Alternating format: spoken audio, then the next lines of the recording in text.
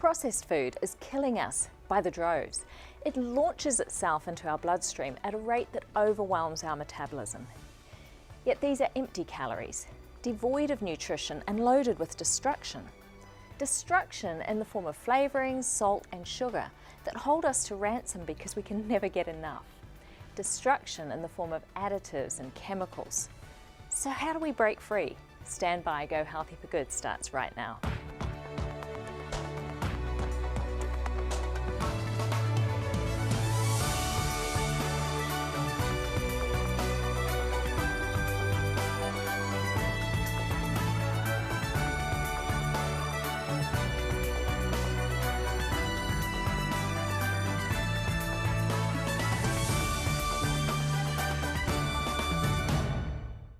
Hello and welcome to Go Healthy for Good. Studies show that students gain an average of 3 to 10 pounds in the first 2 years of college. Suddenly independent, we're on our own and free to eat whatever we want when we want to. Meet Hillary and Bruce. Well, we met in college about 7 years ago. I was having a party and Hillary came over and we met there. When I first met Bruce, I thought this guy is going to be a lot of fun. He always tells really hilarious jokes. He's very up on pop culture. He knows what's going on, and we're going to be able to go out, get food, and see a lot of movies. We definitely both loved our food. We were obviously at college, so the dining hall was a big part of our lives. And we enjoyed our fast food, our Taco Bell, our donuts, everything like that. It was really pretty terrible the way we ate. Yeah, my physical shape when we met was poor. I was in very bad shape. I was at one of my heaviest points. I was probably about 280 or so at that point, and no signs of going down. Whenever you're overweight, there's a lack of confidence there, and I definitely think there was part of that for me. You really don't want to go out in public and be seen running around and jiggling everywhere and being in people's faces. As I started to gain weight and I would leave the house less often, was less, participating in community activities, there was a lot of sense of isolation. Also knowing that it was really my fault and that there was something I should be doing about it, but that I wasn't able to do that was very frustrating. It wasn't only about appearance though, there was actually some real physical damage going on. The combination of cholesterol, fear of heart attack, just not being able to move without getting winded, they were all very good indicators that something was very, very wrong. Sometimes it felt like it was becoming hopeless. We had tried so many times to lose the weight, and we thought we were giving very genuine efforts to do it, to eat better, to lose weight. When Hillary would get dejected, so would I.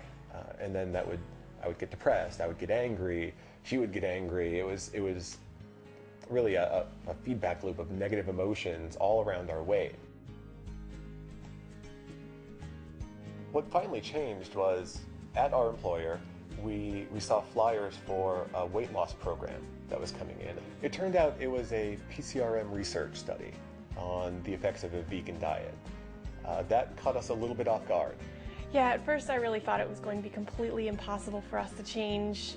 It's so different than what we were eating before. We were eating very little vegetables and a lot of meat and dairy. So I thought that, at least if we could try something that had some science behind it and somebody to tell us what was right and wrong, we might as well give it a try. When the program first started, they took our numbers, they took our blood, our height, weight, all of that, and they were very bad. Very, very bad. I was at 283 pounds.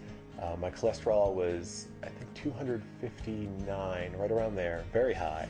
My numbers weren't good either. I was about 239 pounds for a woman of my height. That's a BMI of over 30, well into obese territory. I definitely needed to lose some weight and hopefully drop some cholesterol as well. 2 for the price of 1. On today's show, we have one of America's celebrity doctors. We'll learn more about processed food, put some cookies in the oven, and hear what happens to Hillary and Bruce. So let's get on with the news.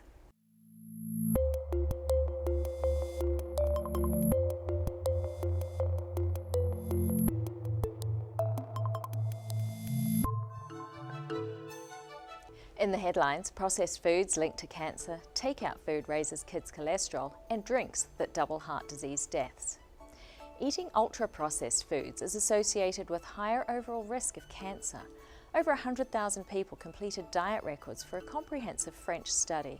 Researchers found that a 10% increase in the proportion of ultra-processed foods was associated with a 12% increased risk of cancer, especially breast cancer. In developed countries, these foods compose up to 50% of our total energy intake. The lower nutritional quality of the diet did not fully explain the observed increased cancer risk, raising the possibility that it's not what's missing, but what's added between the farmer and the table. Children who eat takeout meals at least once a week have higher cholesterol levels than kids who never or hardly ever eat takeout foods. In a British survey of 2,000 children aged 9 to 10, 1 in 4 reported having at least one takeout meal a week, and 1 in 4 never or almost never do. Takeout frequency reflected higher fat, saturated fat, calorie intake, and a lower intake of starch, protein, and vitamins and minerals. While we don't have long-term studies in children, we do know what happens in adults. More cardiovascular disease, more diabetes, and more obesity with this eating pattern.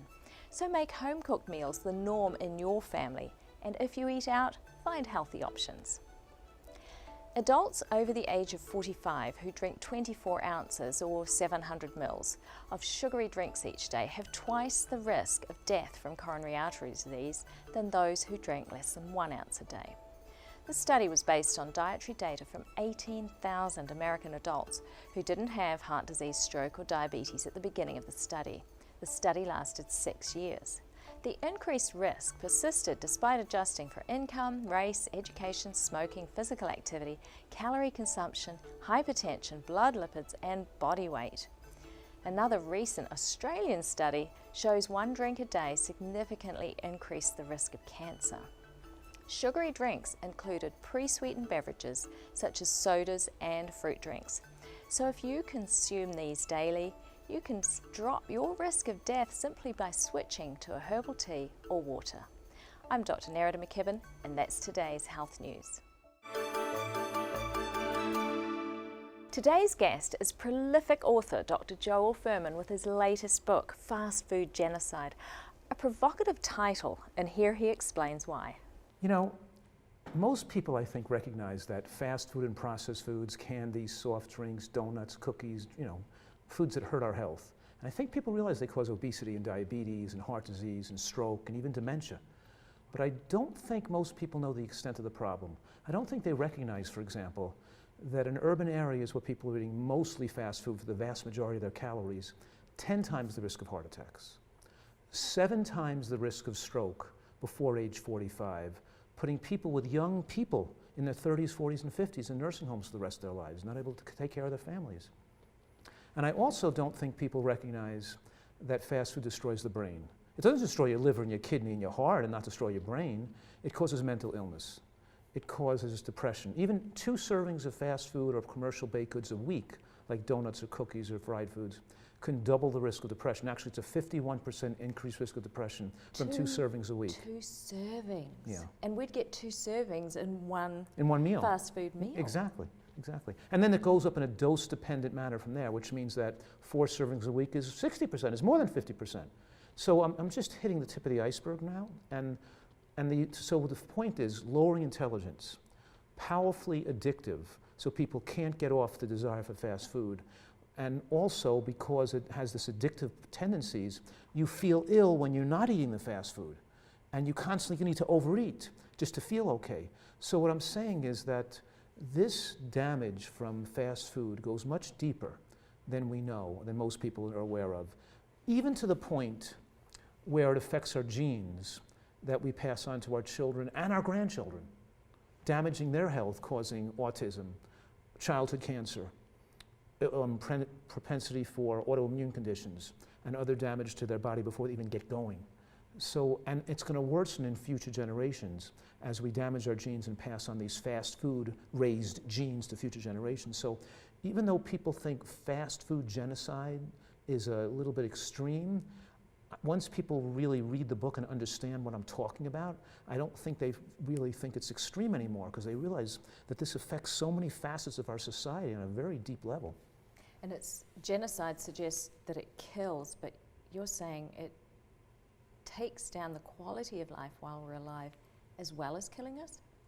Yes, if we look at the years of life lost in urban centers where they don't have access to produce and lot of supermarkets, they find they can track the distance away from a supermarket, and they can track how many years of life are lost because of that. And in the areas that we've designated as food deserts, where it's too hard to get to a supermarket, we have convenience stores, the years of life lost are 45 years of life lost, predicted life lost in those areas. So this really is, and this is leading to racism and promoting bigotry. Food deserts have a lot to answer for. More from Dr. Fuhrman in the next segment. First this. You ate a lot of meat and seafood at the buffet. There were fruit and veggie options. I thought you were going to be more healthy now. I am eating more healthy, but I figured we paid good money, so I'd eat more of the expensive food like the seafood and the meat. You might actually be throwing away good money by doing that. Well, what do you mean? Come over here, let me tell you all about it. Okay. Well, you know how vegetarians live about 7 years longer than non-vegetarians? Yeah, but what's that got to do with my precious money? Well, if you lived 7 years longer, you could make more precious money by working. You can also eat more and enjoy more. Oh, I never thought of it that way. Well, vegetarians also have less heart disease, diabetes, strokes, cancer, hypertension, so your doctor's visits will be fewer and cheaper. And I'll take less medicines, require less surgery, not to mention the pain and the suffering I can avoid. There you go.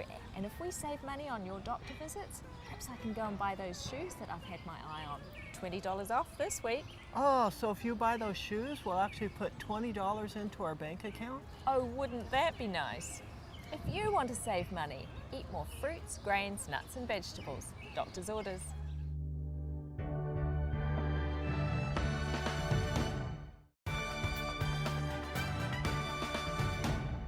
It's kitchen time and it's cookie time. It doesn't get any better than that. So we're going to make cookies that are good for you and taste good. Not like your regular cookie down at the store. And with me today to help me make these cookies is Justin. Justin, do you like cookies? I gotta say, I love my cookies. What's your favorite? Peanut butter cookies really take the cookie, so to speak. Okay, well hopefully these will become your second favorite cookies, because these are carrot cookies. Ooh, carrot cookies. And you could try adding peanut butter to them, I guess, but tell us what's in them. Okay, so these carrot cookies have half a cup of whole wheat pastry flour, a quarter cup of rolled oats, quarter cup of coconut, half a teaspoon of baking powder, a quarter teaspoon of salt, a third cup of chopped walnuts, half a cup of grated carrots, a quarter cup of raisins soaked in water overnight, a quarter cup of maple syrup, a quarter cup of coconut oil, half a teaspoon of fresh ginger grated, a pinch of cinnamon, and half a teaspoon of vanilla. Wow, lots of good things in there. Yeah. So why don't you start by chopping the walnuts for Okay, us, and I'll start putting all the dry ingredients together. You know, classic recipe. Mix the dry ingredients first. Try to So chop there the we- walnuts and not my fingers And off. not your fingers off, that's right. For the baking powder, we have aluminum free, or if you say it where I come from, it's aluminium free Fancy. baking powder. We'll throw in that pinch of cinnamon. And if you like more than a pinch, go for it. What we're going to do is put these wet ingredients together. So the coconut oil, you want to put it in the microwave for perhaps 25 seconds, and just so it goes, because I keep mine in the fridge, it's pretty solid. So it needs to be melted because it's solid there. And then we're going to mix our wet ingredients together here with our coconut and our ginger. How many cookies do you get with fresh grated ginger? And I tell you, that's so special. I think we're about to find out. I'm just chopping here. You tell me when to stop. Well, what do you think? You ready for cookies, or are they look pretty good? You look ready for cookies to me. I think he's a good chopper. All right, so we've got our wet ingredients. So now we're going to add our carrots into here. I love carrot cake. And these are a little bit like carrot cake.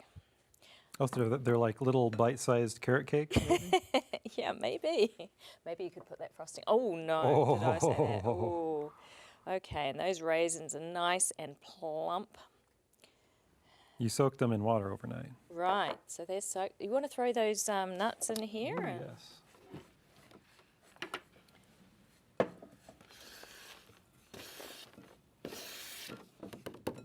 All right, and now we'll throw in the wet ingredients. Actually, do you mind just emptying the cookie sheet there of the dishes so that we can Oh, sure. start laying out these cookies? Wonderful. I'll give that to you too. Thank you. Oh, you mean you don't want to drive the cookie Oh, I'll let the you cookie do machine? that. Oh, well, actually, that is kind of fun. It is, Scooper. isn't it? Yeah, I love those things.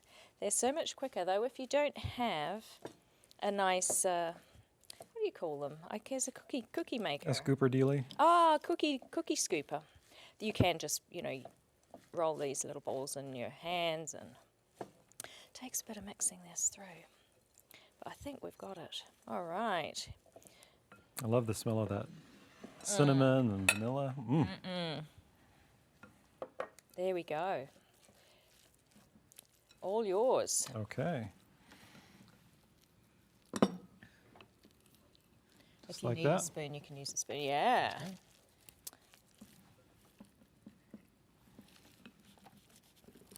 And you'll find this fills the sheet. Completely fills the sheet. So you get a good big batch for your family or just for yourself. That's you the get more the likely idea. scenario there. I think it's time to taste cookies, Justin. Okay. I know it's fun to make them, but I think it's time It's to just taste as fun to eat them. them. Oh, definitely. Look at those raisins bursting out.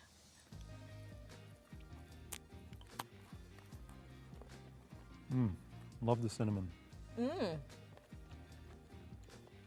I love the coconut. Yeah. That's really tasty.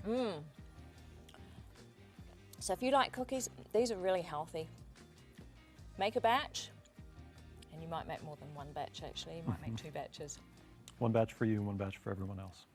Remember to go to our website for all of those recipes, hopetv.org/gohealthy.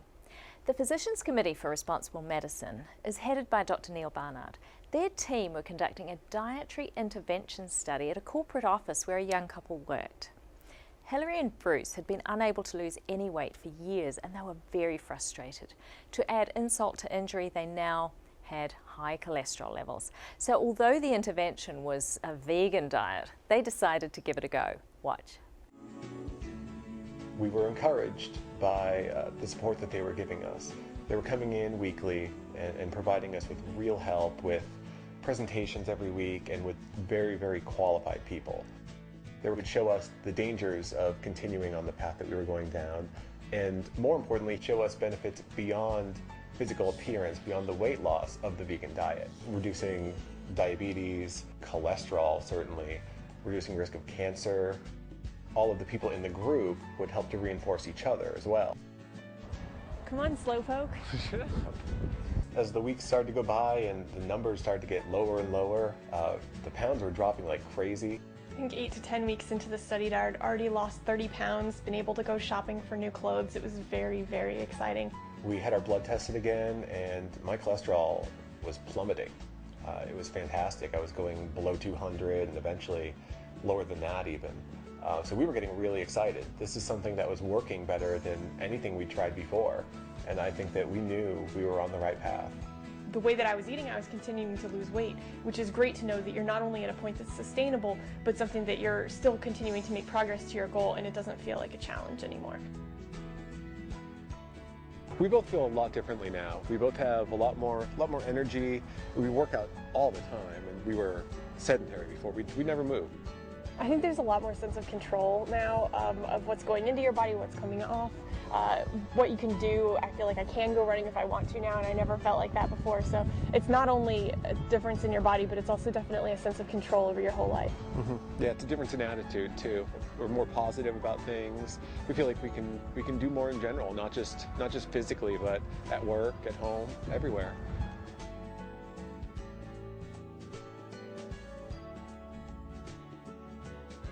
I'm really thankful to the whole group that really gave us the tools we needed to start this vegan diet. It's really been a blessing for us and very exciting. In the end, I think they added a lot of years and quality to our lives. For sure.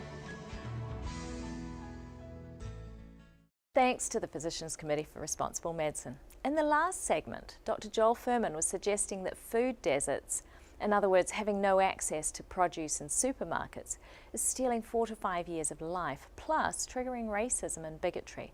I asked him to explain. The majority of people that are incarcerated in federal prisons are there for non-violent related drug offenses. And I'm making the claim, and this claim is not based on my opinion, it's based on a very careful look at the scientific literature and reviewing all the studies done on the subjects, that the literature shows that consumption of soda, soft drinks, candy, and fast food before the age of 10 years old shows the strongest link with later life drug abuse and illegal drug use than almost any other parameter, more than lack of parents, living in an orphanage, bad parenting, poverty, social isolation, the poor education. The number one parameter is higher levels of fast food and candy consumption. So we're talking here about this is something our population really needs to know. Yes, they do, because they're exposing themselves to this unknowingly. Yeah, and also we have a healthcare crisis, and we have an economic crisis as a result of our healthcare crisis. And food is at the basis of this. And food is at the basis of, I could say, to a degree, bigotry as well, you know. Now, there've been work on diets in prisons. Share that information, because I find this fascinating. That's right. Not only is there studies that show that eating higher rates of processed foods and fast food leads to increased aggressive behavior, violence, criminal behavior, and drug use, even though that's there. There's also studies that show that people in prison, when they're fed better, when they're given farming, when they're allowed to farm in the prison, when they're allowed to take certain nutrients and stuff, that their chance of recidivism and after going back to criminal behavior, being able to create a career after the release from prison. And we have studies showing that it aids people blending into American life, pursuing the American dream, pursuing education, getting their mental faculties back, being able to concentrate on a job again, not having violent tendencies, not being so angry, that food affects brain function, and so it benefits people even who've had problems, and the studies demonstrate that as well. That's true. So it's very much should be very much part of a prison rehab program to actually pour nutrients, good healthy nutrients from whole foods. Now, what's the definition of fast food? Because I found your definition interesting, because I think most people don't realize it. They think of the Coke and the candy, but your definition is a little different. Yeah, and I defined it because even though the title of the book is Fast Food Genocide, I didn't want people to think it's just what you buy in a fast food restaurant that's fast food.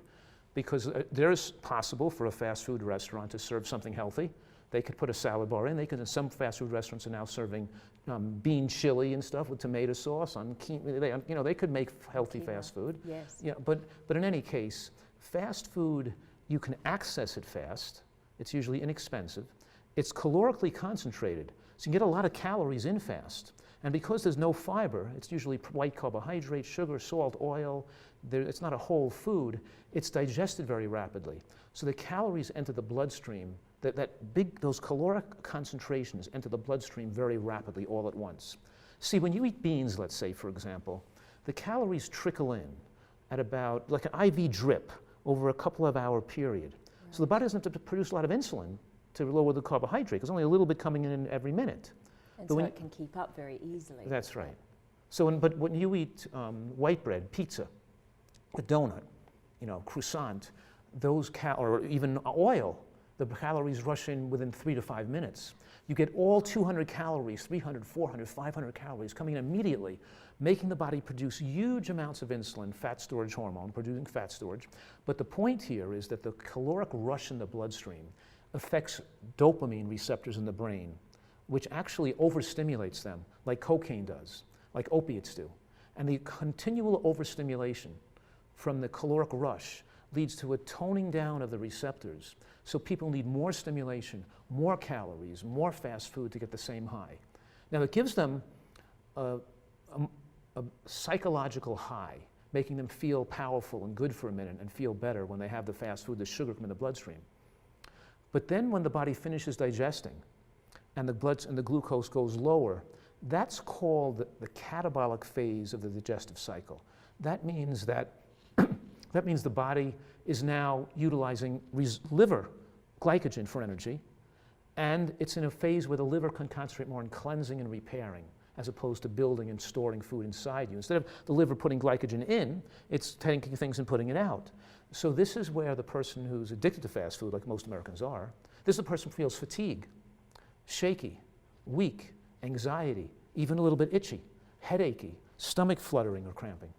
So they don't feel good in the non-feeding state. There's no biological need for calories. They're still flooded with excess calories, but they're driven to eat again because they have to eat again to stop these feelings that are making them feel ill. So now they have to force calories in the body. They're disconnected between the amount of calories the body needs. They always have to continually overeat, so that all Americans are overweight now. The whole population is overweight. Of addiction, isn't it? Yeah. Addiction has the high and the low. You feel better when you take it, but then when you don't constantly abuse it, you feel ill, and you have to go back to it again, like the cocaine. Right, and so you're saying that fast food can be prepared not just in a fast food restaurant, but it's in all of our homes. Oh yeah, well we were saying that anything, chips and cookies and crackers and white bread and potato, anything you buy in a convenience store, and white soda rice. And white rice, true. And people don't recognize that white bread is like eating a sugar cube, because the body doesn't view it as bread. The body breaks the digestive tract breaks it down into sugar. It's absorbed as a bolus of glucose, of sugar coming in the bloodstream, and it's no different had you eaten honey or just plain sugar. It's the amount of calories, the amount of glucose coming in the bloodstream fast. Whereas if you eat something like a fruit, even fresh fruit, the glucose calories take an hour to come in, not 5 minutes to come in. Right. Plus, when you're a regular consumer of greens and onions and mushrooms and beans, the bacteria that we develop now form a biofilm and adhere to the villi that line of the digestive tract, thickening the biofilm, slowing the glycemic effect of foods. So now when you have the mango and the oatmeal in the morning, the glycemic effect of that mango and that oatmeal is reduced because you regularly consume greens and beans and onions and mushrooms. So the right foods help work in a synergistic manner to overall lower the glycemic effect and have anti-diabetic effects and lifespan promoting effects on everything we eat. Scientists call that the second meal effect. It means if you eat the right meal, the right foods at this meal, you benefit glycemically on the next meal you eat, even when those foods aren't eaten. And they call it the second meal because it's not only the next meal. It could be any meal you eat after you ate those foods. Sounds like a winner to eat more G-bombs, greens, beans, onions, mushrooms, berries and seeds. Or consider this scenario. Recently in my neighborhood, there was a shooting. A romance had gone sour and she found someone else. So he went to her house and shot them both. He went back to his house and the police surrounded it. The whole block was on lockdown and the standoff lasted 20 hours. The media gave us a blow-by-blow account of what was happening, and no one realized that the man had actually slipped out the back door and was seen on video shopping at a nearby store. He then went to a friend's house 3 blocks from his own house, let his friend leave, and tipped off the police. There was a shoot-off, and he was killed. Why did he go back? It seemed he had a death wish. Seems crazy, right? But we do just the same. We succumb to serious health issues that are a direct result of the way we live. A crisis then comes, we straighten up, and we're grateful that we escaped this time. But soon we're back doing what we've always done. We pray for healing, but don't do the work we should to achieve it. To an outsider looking in, it seems like we have a death wish.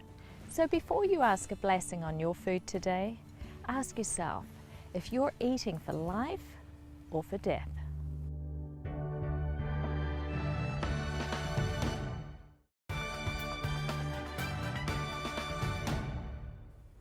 Food science and technology has undergone vast changes in the last 60 years. Meals have always been prepared with recognizable ingredients and eaten as a dish or a meal. Now many of us snack our way through the day, eating foods that are packaged in a way that makes them highly convenient because they come ready to eat. Not to say that God didn't actually create some real ready-to-eat foods, right? But these new foods are much more attractive than a home-cooked dinner. They taste better thanks to hyper-palatable flavorings. And if that's not enough, they cost so much less because they're mass-produced.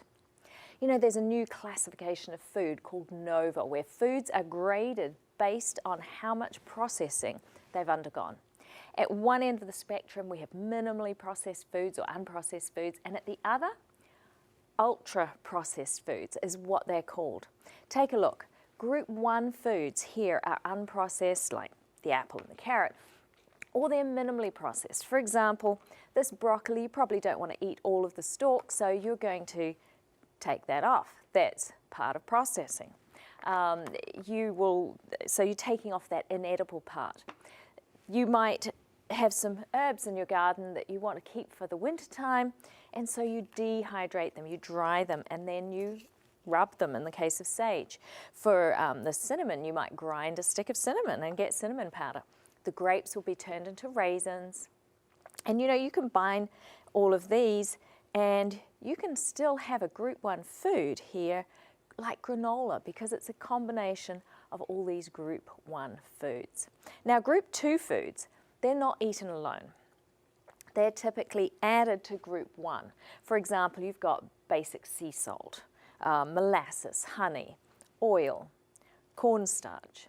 And so we never eat those on their own, and they're a small part of the recipes when we're using those group 1 foods.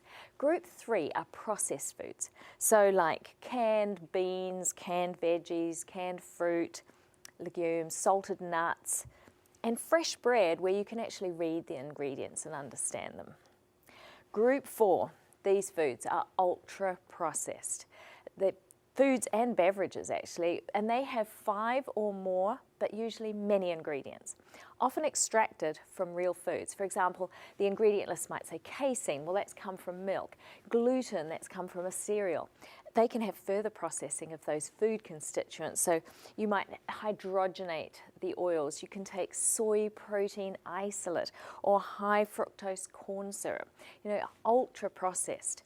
And then there are things like the dyes, additives, colors, stabilizers. In this instant noodle, you'll have these flavor enhancers, artificial sweeteners, and then there are the processing agents that carbonate, that firm, that bulk, that anti-bulk, defoam, anti-cake, glaze, all of those things. And then there's the wrapping, or the containers with their chemicals. So an ultra-processed day might look, you start with some breakfast, which is typically a coffee, say, and maybe a bagel or a waffle. For lunch, you might have some instant noodles, and for supper, mac and cheese and some cookies thrown in there along the way. But if we go back to group 1 foods, what's a day going to look like? We're going to have some nice whole grain cereal with some berries on top, some nuts, some dried fruits in there. Yum. For lunch, we might have a soup and a salad, and for dinner we might have a nice bean stew with some quinoa or something. Now, if we go back to these ultra-processed foods, these foods that we really have a problem with, they are nutritionally unbalanced, and their consumption has been linked to cancer. Contaminants form during the heat treatment of processed foods. For example, this mac and cheese was out of the freezer, so, you know, then it's been heat treated, put into that sealed container and put in the freezer for you to buy. Well, some of those will be carcinogenic. The packaging may contain carcinogenic compounds or endocrine disruptors that leach into the food. There are food additives, again, that have caused cancer in animals, yet they're put in our food. These ultra-processed foods actually compose, believe it or not, over 60% of the American diet. And next time you go into the supermarket, I want you to think, what's ultra-processed here? You'll be amazed. All the shelves are. You know, it's no wonder we have a tsunami of chronic diseases, including obesity and diabetes. Dietary guidelines now recommend the avoidance of these foods. But you know, it's going to take a concerted effort on the part of all consumers to break that cycle of addiction to these foods. Is it a big deal if you are a couch potato? Well, a recent study by the National Institutes of Health argues that physical inactivity and obesity are very big deals. Obesity and physical inactivity increase your risk for a lot of unpleasant things, specifically heart disease, type 2 diabetes, high blood pressure, and certain cancers. And these risks increase as we get older. So today, get up off the couch and enjoy some physical activity, which is another ageless advantage. Now it's time for your questions. Susan asks, I'm 69 on a vegan diet and I've been drinking calcium fortified milk and taking vitamin D for 20 years. Well done, Susan. Why do I have osteopenia and what can I do to strengthen my bones? Well, osteopenia is sort of pre-osteoporosis, so it's between normal and osteoporosis. So Susan, it's a good thing that things are not worse and you've got to 69 in good shape by the sounds of it. Helped, of course, by your calcium fortified milk and your vitamin D. Now, it's possible that you've been not getting enough protein or calcium, especially with you being older and less able to absorb your protein because you need the protein to absorb your calcium. Now, you haven't mentioned how much physical activity you get, but you can build bone by weightlifting. Heavy duty weightlifting involving arms, legs, back or spine and your torso. Now if you walk, if that's your standard exercise program, you might want to buy a weighted vest and walk wearing a weighted vest and include hills and steps with your vest on. Join a gym, get a personal trainer so that they can show you how to use the equipment and the weights. You won't need them for long, but just to get you started, and then be working out, say 4 sets of 5 reps of each exercise with those heavy weights. And if you can maintain your existing bone strength over the years, then your score may actually fall back into the normal range over time. So all the best with that. Someone else texted, how can I improve my metabolic syndrome diagnosis? Well, metabolic syndrome can be reversed quite readily. Be sure that you do physical activity every day, 30 minutes a day, 7 days a week. Eat whole foods rather than processed foods, and because whole foods are broken down more slowly, processed foods more quickly, and they sort of dump into your system and the metabolism can't keep up, so that's where you get the metabolic syndrome. Seriously limit your fat intake, especially animal fats and trans fats or hydrogenated fats, and instead consume as much as you want of a variety of whole grains, legumes, veggies, nuts and seeds. Remember, you need to eat 3 to 4 servings of fruit a day, and if you want a guideline, download Dr. Greger's Daily Dozen app. It's great for just giving you a guideline of how much you can eat and within a healthy diet. See if you can eat everything on his list every day for 3 weeks. I bet you can't. But if you manage that, you'll be too full of good food to eat those naughty foods, and you'll have reversed your metabolic syndrome in that shorter time. Penny asks, I have type 2 diabetes and I'm trying to lose weight. What should I do? Well, don't give up trying. If you can eliminate anything that has a face or a mother from off your plate and anything that's processed, then you'll lose weight and you'll lose it quite quickly. So that means no meat, eggs, dairy, and eat as much as you want of legumes, beans, peas, lentils, of course veggies, and eat only whole grains. So no white bread, no white pasta, no white rice. Instead, make it brown. So whole wheat bread, brown rice, etc., though not too much of that bread. Eat 3 to 4 servings of fruit a day, a big breakfast and lunch, little or no supper, maybe an apple. Walk for 10 minutes after all your meals. Spend 30 minutes walking briskly before breakfast every morning, and pretty soon you'll have fixed your problem. If you have a question, send it in by Facebook, text, email or phone. Like us on Facebook to become part of the Go Healthy for Good community. And let's go down to the store and shop. Eggplant is known as aubergine, brinjal and even guinea squash. It belongs to the nightshade family, and so it's related to the tomato, the potato, peppers and capsicum. It was domesticated in India, where it's made into the most delicious curries. In Italy, there's the famous eggplant parmesan. In France, there's ratatouille. In Turkey and Greece, there's moussaka. And in the Middle East, it's roasted and made into baba ganoush. It's got to be one of my favorite vegetables. I even put it on my homemade pizza. However, it's high in histamines, so some people have an allergy to eggplant and actually to all the nightshade vegetables. I've seen arthritis improve by eliminating all the nightshade foods from the diet. But if you don't have an allergy, then bon appetit. It's a privilege to have Dr. Joel Fuhrman on today's show. We interviewed him at the American College of Lifestyle Medicine meeting in Tucson, Arizona, where he spoke. By the way, that meeting happens every year. It's open to the public, and if you decide to attend, you won't be disappointed. In his book, Fast Food Genocide, Dr. Fuhrman has a list of all the toxic waste that builds up from eating fast food. I asked him about it. You know, the body's like a little factory. It produces material and it produces waste. So we have wastes that our own body produces that our body has to get rid of. And one of those wastes are free radicals. Another common waste the body produces when we don't consume enough phytochemicals and antioxidants are advanced glycation end products. That's AGE. AGE, that ages us. So remember, advanced glycation end products. The more glucose flooding in our bloodstream, the more we eat processed baked goods, and the more we eat fast food, we build up these advanced glycation end products.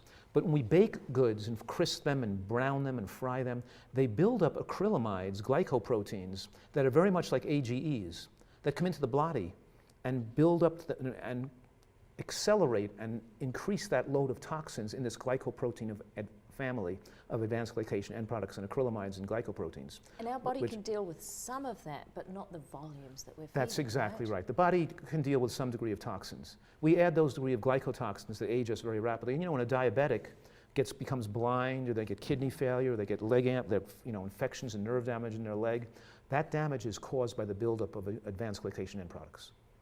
But the buildup of those dangerous toxins are occurring in all people, whether they're diabetic or not, in proportion to their glycemic load in their bloodstream, even when they're not diabetic. Just because they're producing enough insulin and their glucose is normal doesn't mean they're still not flooding the body with these glycated proteins that are aging us. Right. But then there's so the you synthetic. can have good control, but still be doing the damage. That's right.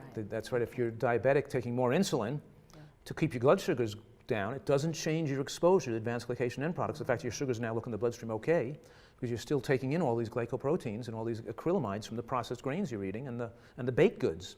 And then we have they add synthetic ingredients, toxins, chemicals, preservatives, food colorings, for things that make food softer and rise. And we have things like potassium bromate, which is now outlawed in Europe, which is a class 2 carcinogen, and we put it in our breads. We put it in bread here because some fast food restaurants are not putting it in their bread and burger buns anymore because they have to sell the same buns in Europe, and Europe outlawed it.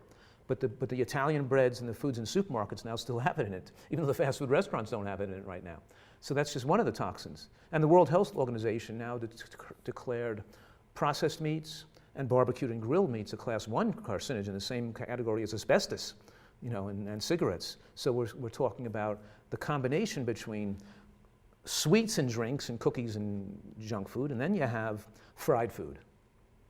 And fried food means they're cooking oil at high heat, which forms rancid compounds. And they're sometimes cooking that food in the same oil that it's been heating for hours for other foods, increasing the amount of hundreds of toxic carcinogenic compounds that we found out now are mutagens. They can damage the DNA and cause us to have abnormal children with heart defects and things. It's so dangerous that it's even a risk working in a fast food restaurant or working in a movie theater, just inhaling the gas and the smoke coming off the popcorn from the fake fats they're using that are be cooked over and over again. The fake butter they put on that movie popcorn is even dangerous to inhale it and can damage lung tissue in people working in movie theaters.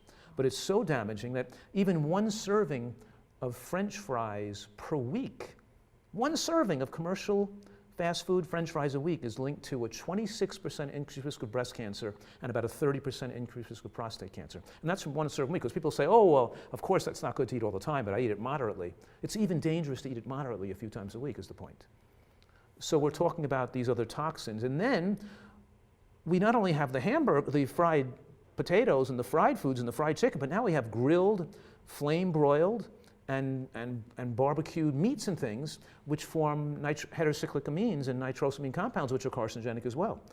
Plus the fact that so we're putting these compounds together in a synergistic fashion negatively, so that we're putting together these toxic carbohydrates, insulin promoters, and these animal protein that have been overly cooked. So it pushes up growth hormone, IGF-1, which ages you and makes you grow tumors, but it's also mixing with carcinogens that are cooked from the cooking methods involved. And now we've got a perfect storm. The perfect storm. I always joke around, I say, this diet has been perfectly designed by ISIS to kill us. That goes back to your title of the genocide, doesn't it? Yes. I was on my PBS show. I went and said on the PBS show, this was a couple of years ago, I said, the diet's been designed by Al-Qaeda. And they took it out. Oh. PBS didn't want me to say that. I couldn't understand, like, who am I offending here? Yes. Why'd they have to take it out? You know what I mean? But yes. So they made me say, this diet's been designed by Darth Vader. Oh. And I said, that's not even funny. That's like stupid. How could I say that? You know? Now, in your book, you also suggest that we've got autoimmune diseases just on the rise. Mm-hmm. You're suggesting that fast food may be a contributor to that problem. Oh, absolutely. It's known that fried foods and oils are contributing to autoimmune conditions, especially the link between ulcerative colitis and Crohn's and eating fried foods. Potato chips and fried potatoes, tremendously linked to autoimmune conditions. And that autoimmune conditions can improve and get well through a really proper diet that's low in acrylamides and AGEs. And I've had many, many patients with rheumatoid arthritis and psoriatic arthritis and psoriasis. And I'm using the word psoriasis and psoriatic arthritis because people can visually, they can see the skin clearing. So a person says they're feeling better, but we can show pictures and show the skin cleared up and the autoimmune disease resolved. And I have lupus patients get well.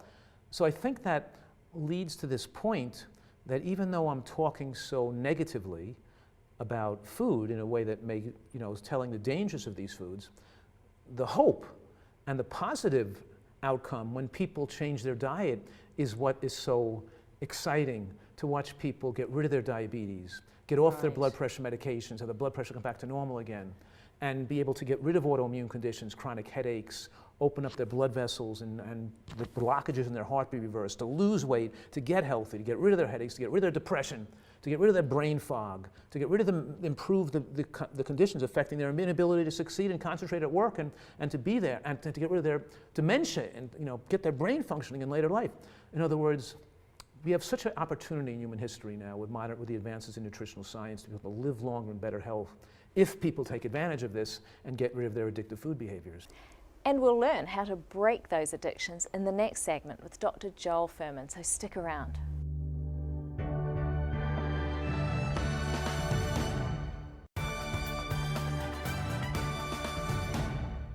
From Physicians Committee for Responsible Medicine comes another story. As a young adult, early in his career as a chef, Jason found himself in the ER going through something that would change his life. Watch.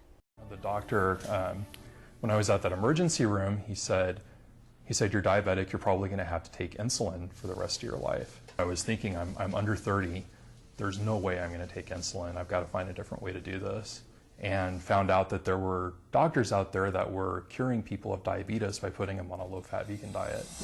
Even though I don't eat meat and I don't eat dairy anymore, I had to figure out how to kind of work around that. For me, it was learning how to cook. I'd say about 2 months in, I really saw an effect on my energy. My weight started to drop, down from 340 at my heaviest, it's 120 pounds. My eyesight started to return normal. I used to have these horrible lower back problems that I don't have anymore. And after I made that change, I could go out, I could take classes, I could go to the gym, I could go see a movie, I could do work, and I could do it all in the same day. And I think it was a natural process. The healthier I was getting, the healthier I wanted to eat, and my taste buds reflected that. It's kind of a double shot when you go on a low-fat vegan diet. Not only are you alleviating the symptoms, you're also treating the root cause of diabetes. And I can't think of any better advice to give people. Nor can I, and there are some public health initiatives that could support people to do just that. Dr. Fuhrman is based in New Jersey, so I asked him about some of the very controversial initiatives that were introduced in New York. Michael Bloomberg, when he was mayor of New York, tried to make the bigger portions of soft drinks unavailable, so people had to buy smaller portions. And people made us think about it, and the law did not pass. But all the publicity involved with the talking about the law and how soft drinks are dangerous made New Yorkers decrease their soft drink consumption. As a result of Mayor Bloomberg's effort, even though the law did not pass, New Yorkers started eating less soft drinks.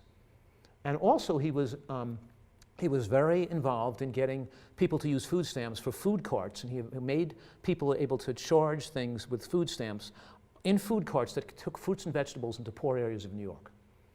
They gave financial incentives to people to open supermarkets. They improved the nutritional availability of produce in New York, and the lifespan of New Yorkers improved dramatically. They also, by the way, took away the ability to smoke cigarettes in public places too. But so what I'm saying is that the New Yorkers added years to their lifespan, and now New York City has one of the longest lived people compared to other cities, because Chicago and Detroit and Camden and, you know, we're talking about St. Louis, we compare to other cities, because of Mayor Bloomberg's efforts, we now have better health conditions in New York. So even though people could criticize him, it worked. He helped people, he helped a lot of people, you know? Yeah. And that's impressive. Now, we've talked about food being so addictive. How long does it take to break those addictions? Because I think, you know, many of our viewers will feel like they're stuck in a rut. How do I break this? You know, I don't feel well when I'm not eating. I just want to eat all the time. Right. And the acute, most painful withdrawal stage of food addiction occurs in day 2 and day 3. The first day you don't eat it, you're okay. Day 2 is the worst day. You could even precipitate a headache. Just imagine if you're drinking 10 cups of coffee a day or 5 cups, and you stop drinking coffee. The next day you're going to feel like you can't get out of bed. You know, so that's the second day. By the third day it's not so bad, but by the 4th and 5th day, almost people are feeling good. I know this because I've taken hundreds of people and we bring them into our like getaways or our immersion programs, and they stay with us for like 10 days or a week, and we feed them super healthy, and we take away their salt and their sugar and their smoke and their cigarettes and we'll take them all and we you know, so and they pay you to torture them. They pay them to they pay us to get them off their addictions, and we know that by the 4th day everybody's feeling great, their headaches are gone, you know, so it takes but it's not That's not long, is it? It's not that long. It's not as painful as getting off drug addiction. The headache, it's not, you can take it. It's not terrible. And the faster you get over it, the easier it is to then do this. Rather than prolonging the agony, some people say, well, do it in baby steps. But in baby steps, people keep getting the drive to overeat food. They keep on feeling well. I sometimes, and I know there's not one right way to do this for everybody. You have to adjust it to the individual needs of the person. But for most people, I think the cold turkey approach, just get off the cigarettes, just get off everything and just go on to eating healthy and feel, if you feel ill for a couple of days, you're going to feel better in 3 or 4 days, and just do it, because you have a better probability of sticking to healthy eating if you got that out of your system. And it also improves the probability if you have positive emotional and social support. A diet buddy, another person doing it with you, support from your family. The minute you're doing it and people are like, you know, there's no positive support, and you're getting negative feedback. Or what are you doing that for? Yeah. You know, or you know, I liked you better before you, or when you're eating junk with me. You know, people they want their friends and their family to do what they're doing, and if they're not giving up their bad habits, they don't want you to. So that negative support could be throw a monkey wrench in the progress this person's making. Right. So how do they access an immersion program that you've been putting people through? Oh, well, they could go to my website, drfuhrman.com. We always have programs coming up that we usually mix maybe a little bit of fun activities in a vacation setting with learning how to cook and these foods, make them taste delicious, and with you know, really being healthy for a week and having everything prepared for you, and some tips and tricks to how to make it work better. You know, people can get this information from reading books, but some people just like to be in person, and you can really develop some relationship and really motivate them to change their life. And that's so exciting to watch people transform their health and have a complete health makeover, drop 50 pounds and get rid of their blood pressure and diabetes, you know, and get rid of their autoimmune, their pains, and it's just so remarkable and so exciting as a doctor, you know, to watch people get well, as opposed to most doctors just prescribing a prescription. They come back a month or 2 later and they see them getting heavier and getting sicker and more medication, and they're still bad, and you got to give more medication. You just watch people deteriorate. Some of the medications, as you know, that doctors give people increase the risk of cancer.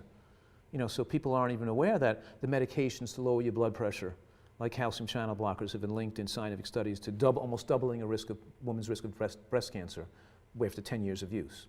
Statin drugs increase in risk of invasive breast cancers. So does some of the other, you know, ACE inhibitors have some relation to some cancers, and so does diabetic drugs. Can cause weight gain and make you more diabetic, leading you and cause your beta cells in the pancreas to poop out even faster, accelerating the rate at which you become more severely diabetic as you age. So sometimes what doctors do gives people the permission to keep abusing their body thinking they're okay because their blood pressure looks okay, because their blood glucose looks okay, because they're feeling a little better, while their body's deterioration has been accelerated by medical care.